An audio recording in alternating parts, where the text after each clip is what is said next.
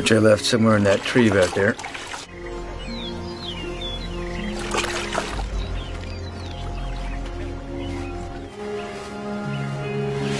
Oh. Halo hai para pecinta film, bagaimana kabarnya? Saya doakan semoga semuanya baik-baik saja tanpa kurang suatu apapun. Kembali lagi barengan Mimin cantik di channel Bandar Film. Bagi yang pengen request film untuk direview, bisa tulis di kolom komen ya.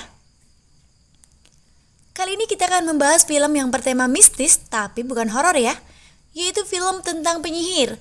Film ini berjudul Hazel and Gretel Witch Hunter yang dirilis pada tahun 2013. Film ini akan mengisahkan dua orang saudara yang senantiasa menupas kejahatan dan membasmi kebatilan dengan cara memburu para penyihir jahat. Tanpa berlama-lama, siapkan cemilan, pasang handsfree, ambil posisi rebahan, stop chatting sama gebetan, dan mari kita mulai videonya.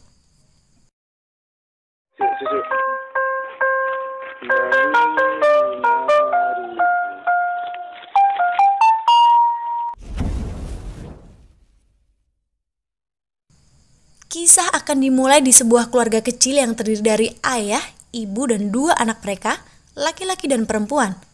Entah apa yang terjadi, tiba-tiba sang ayah membawa dua anak mereka ke tengah hutan dan meninggalkan mereka di sana begitu saja.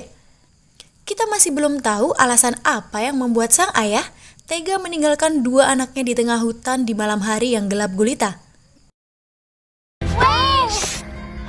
Stay here! Setelah menunggu sekian lama, ternyata ayah mereka tak kunjung datang juga. Kemudian mereka memutuskan untuk berjalan menyusuri hutan. Setelah beberapa lama mereka berjalan, mereka menemukan sebuah rumah yang terbuat dari permen. Rumah apa itu? Sabar, kita akan segera mengetahuinya. Kemudian mereka berdua masuk ke dalam rumah itu dan ternyata rumah itu adalah tempat tinggal nenek sihir yang wajahnya sangat jelek.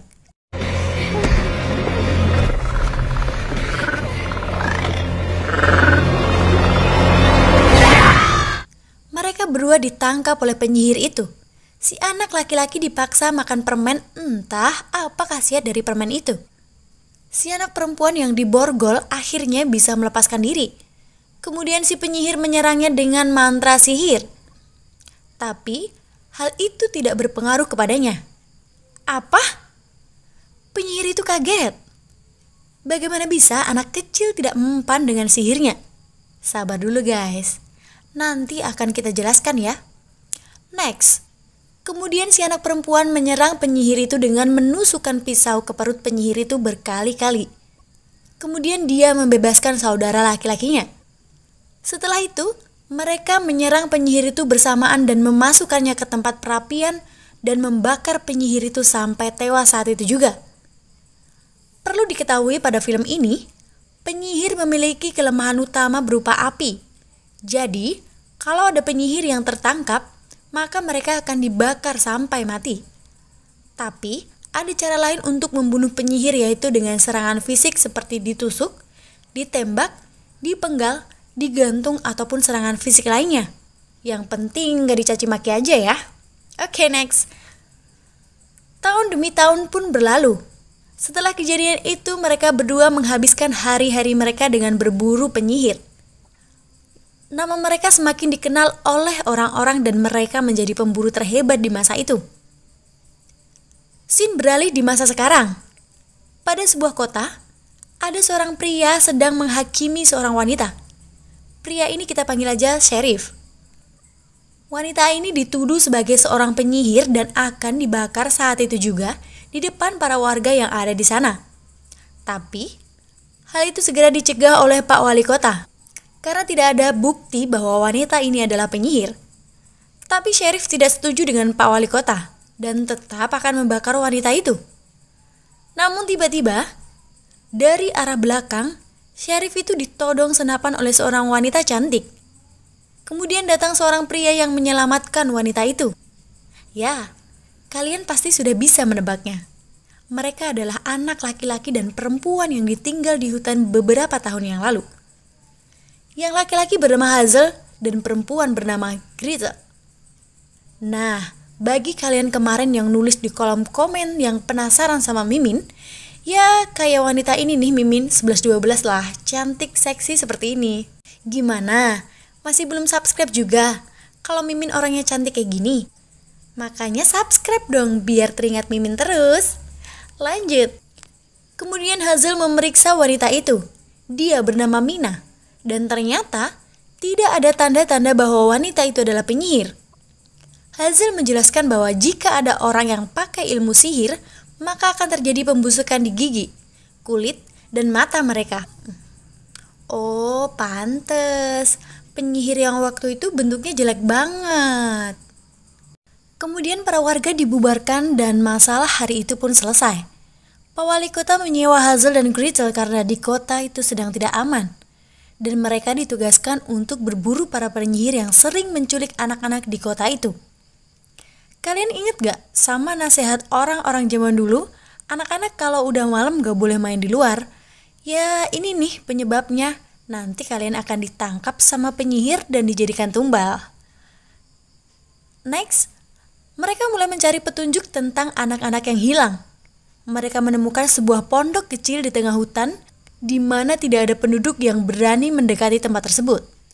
Gretel memasuki pondok tersebut dan terdapat satu penyihir di sana. Gretel mulai menyerang tapi penyihir itu berhasil kabur.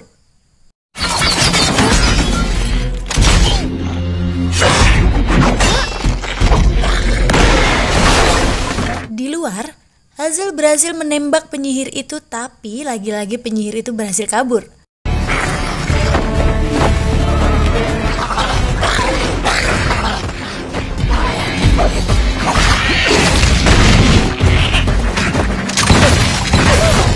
Mereka terus mengejarnya dan kemudian terjadi pertarungan yang cukup merepotkan mereka berdua. Tapi pada akhirnya penyihir itu bisa dikalahkan.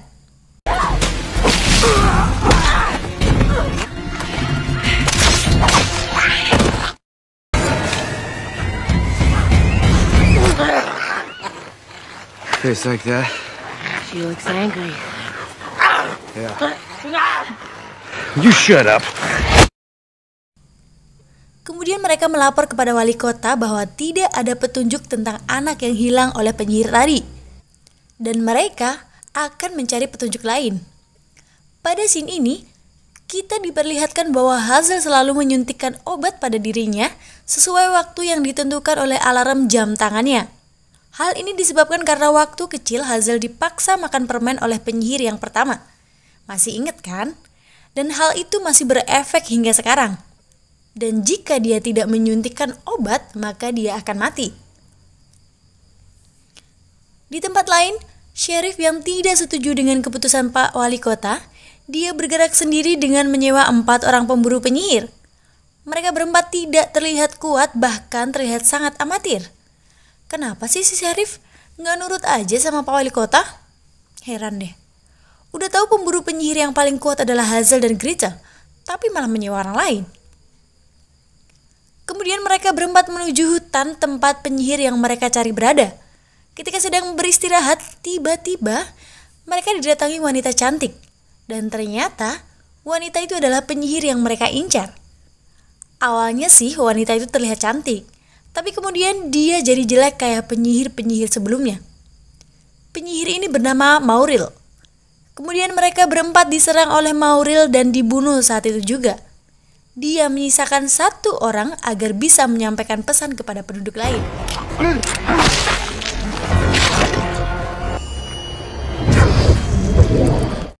Di tempat lain, di sebuah bar, Hazel dan Gretel sedang bersantai sambil mencari petunjuk mengenai anak-anak yang hilang.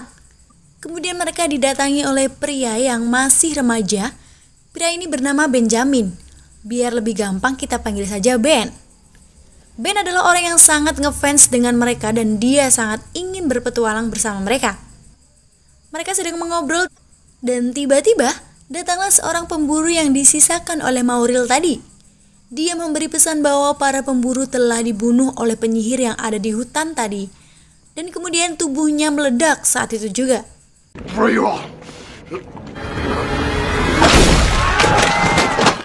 Di tempat lain, di markas para penyihir, Mauril bersama dua anak buahnya yang tidak kalah jeleknya, mereka baru saja menculik anak yang akan mereka jadikan tumbal agar mereka bisa kebal terhadap api.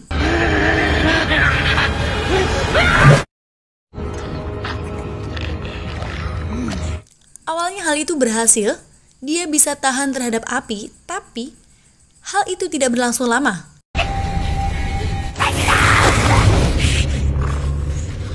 Kemudian Mauril menjelaskan bahwa dia bisa membuat penyihir tahan terhadap api selamanya. Dengan cara apa itu? Sabar, nanti kita juga tahu. Keesokan harinya, di sebuah hutan, anak buah Mauril sedang mencari sesuatu untuk dijadikan bahan ramuan. Kita tidak dijelaskan nama penyihir ini, jadi kita panggil saja dia Inem. Kemudian Inem mendengar ada anak kecil yang sedang meminta pertolongan. Dan ternyata, ya, itu adalah sebuah jebakan yang dibuat Hazel dan Gretel. Mereka berdua menyerang Inem bersamaan dan dibantu oleh anak buah Pak Wali Kota. Ternyata Inem cukup kuat. Terjadi pertarungan yang sangat sengit, sempat terjadi kejar-kejaran dan perlawanan Inem pun juga sangat merepotkan mereka. Tapi sampai pada akhirnya, Inem pun bisa dikalahkan dengan alat kejut listrik oleh anak buah Pak Wali Kota.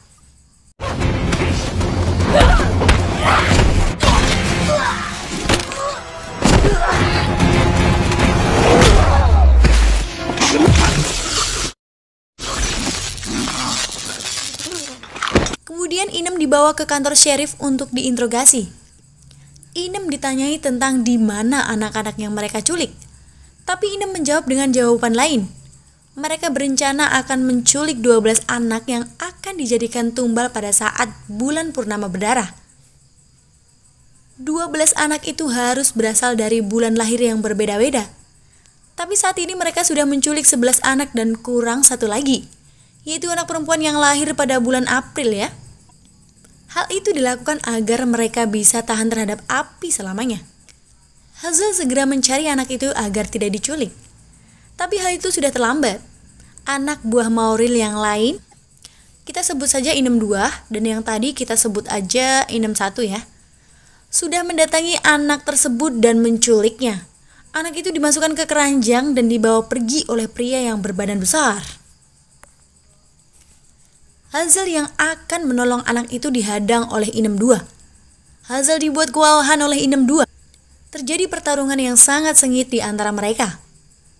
Dia diserang habis-habisan, dilempari barang-barang dengan menggunakan sihir, bahkan hampir dibunuh. Tapi Hazel bisa membalikkan keadaan dengan cara menusukkan pisau tepat di mata kirinya. Hal ini membuat Inem 2 kesakitan dan kemudian kabur dari tempat itu.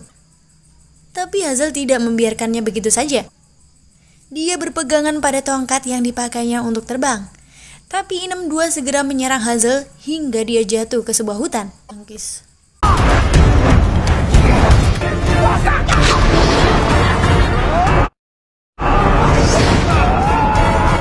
Di tempat lain, di kantor sheriff, Mauril datang ke tempat itu untuk menyelamatkan Inem 1. Gretel yang dibantu anak buah Pak Wali Kota menyerang Mauril. Tapi hal itu dapat ditangkis dengan mudah.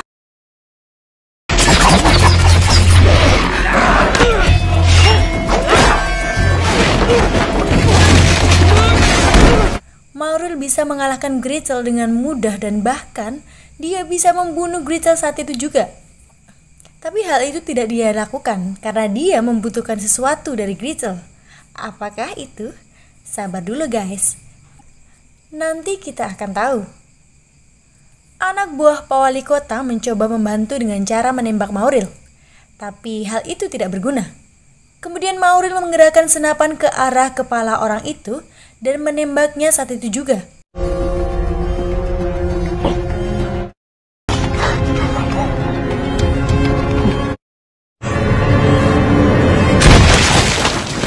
Kemudian Mauril membebaskan Inem 1 dan pergi dari tempat itu.